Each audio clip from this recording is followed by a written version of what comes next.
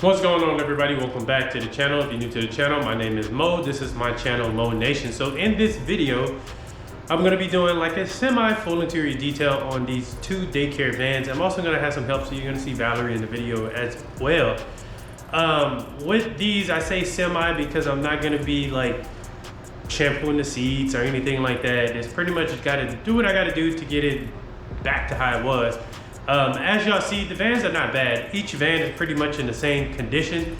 Obviously, like I said, it's a daycare van. I'd rather clean one of these than clean a Dodge Caravan because those are normally bad. But these right here, if you can get on, like, you can strike a relationship with a daycare or like a school, I say daycare.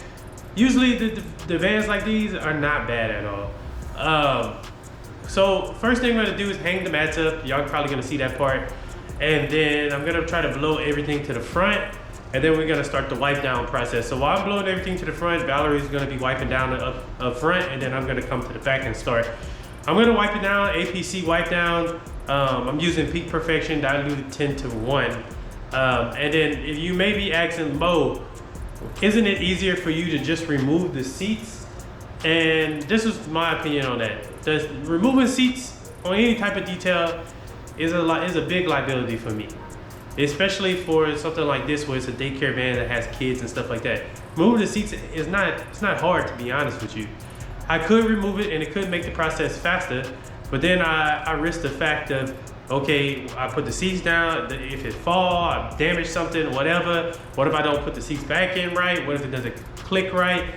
I don't know. I just don't want to be liable for anything for removing the seats. So that is the reason why you never ever see me removing seats mobile. Maybe I'll start doing it when people start dropping stuff off for interior work at my house. But let's go ahead, get into the video.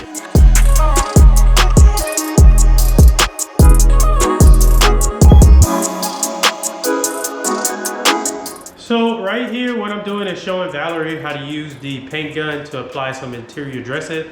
The interior dressing that I'm using is Aqua Gloss, is diluted 1:1, so it's thin enough so I can spray it through that paint gun. Now, the reason why I started using a paint gun is simply because that's what we did at the car wash. And for a while I didn't do it, and then I realized that it actually does have some benefits depending on which product that you're using. This is a water-based product, so you don't get that greasiness, that nasty feeling afterwards. I like using the paint gun to apply the interior dressing. So number one, I use less when I'm using the paint gun. Number two, I feel like it sprays it evenly and I just kind of wipe it in, and I can get that interior dressing and some of those cracks and crevices that I can't get into just with using a pad and all that other stuff. But yeah, that's just my opinion on it. Like I said, if you're gonna do it, probably the best thing to do is use a water-based chemical. So although I'm not extracting the seats because they don't need it, I do the carpet every time I do these vans. This is my third time doing these vans.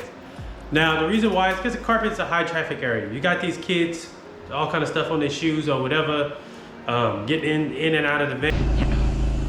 Hi. And stuff like that. So it's gonna accumulate a lot of dirt and whatever else. So always shampoo that carpet. Also, y'all gonna see that it's gonna have a little bit of gum or something on in one of the vans. It has some gum or something on the carpet, which isn't a big issue. That's what the steamer is for. The steamer will get that off with no issue at all, and y'all see that as well in the video. So on both vans, I extracted the carpet, and then you'll see how that water looked. It was.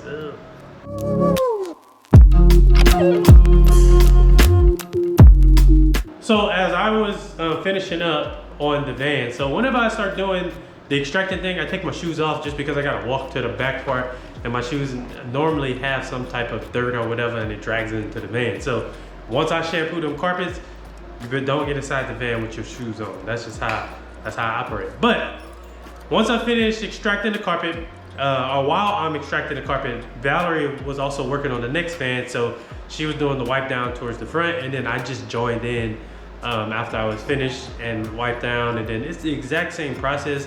Like I said, they was pretty much in the exact same condition. The vans are used every single day, to be honest with you.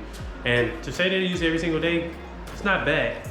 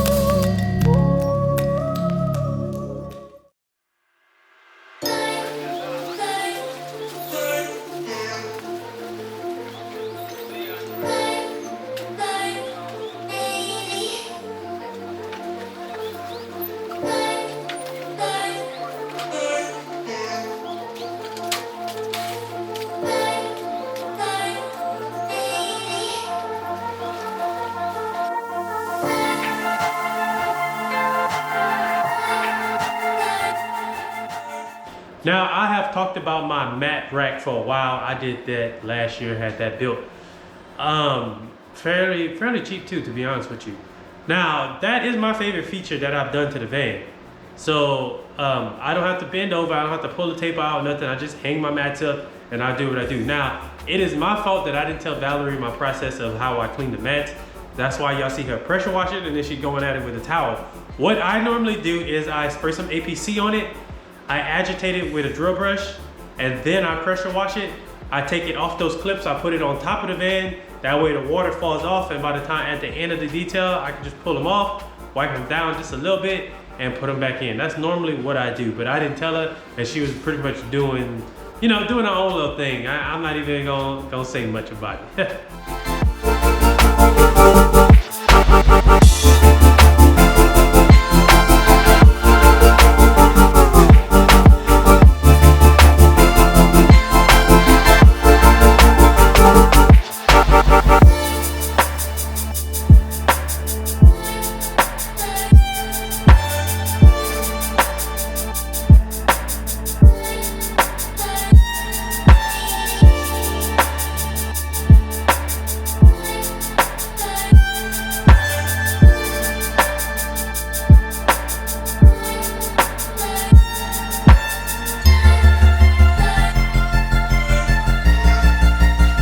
So jobs like this are easy, and this is also another reason why I say don't sleep on interior jobs. The way I was able to get this job right here is because my daughter actually goes to the daycare. So she goes to the daycare, she got her Mobile detailing hoodie on. I pick up in the van sometime. I'm always got my shirt on when I go there. I'm always repping, either she repping or I'm repping, so they know, hey, her dad does detailing. So creating a relationship with them, obviously, because my daughter goes to daycare here, and then also a business relationship. So I do those vans, like I said, probably every 4 or 6 months sometimes. And the way I do it is normally on the weekend when they close. And then I just go whenever I feel like it. So if I want to go knock it out in the morning, I'll go knock it out in the morning. There's sometimes where I'll go knock it out in the afternoon, and then that's it. I'm done for the day. But I would like to create more relationships with other business, not more so detailers, but other businesses like this, like schools and stuff, because I have also did vans. I did 2 cop cars and 2 shuttle vans or whatever they are. There was like some transit vans for a college. First I did the 2 cop cars that they had, and then I just recently did the two transit vans that they have. And striking up their relationship with them, they have already spent like $1,000 just on interior details with me.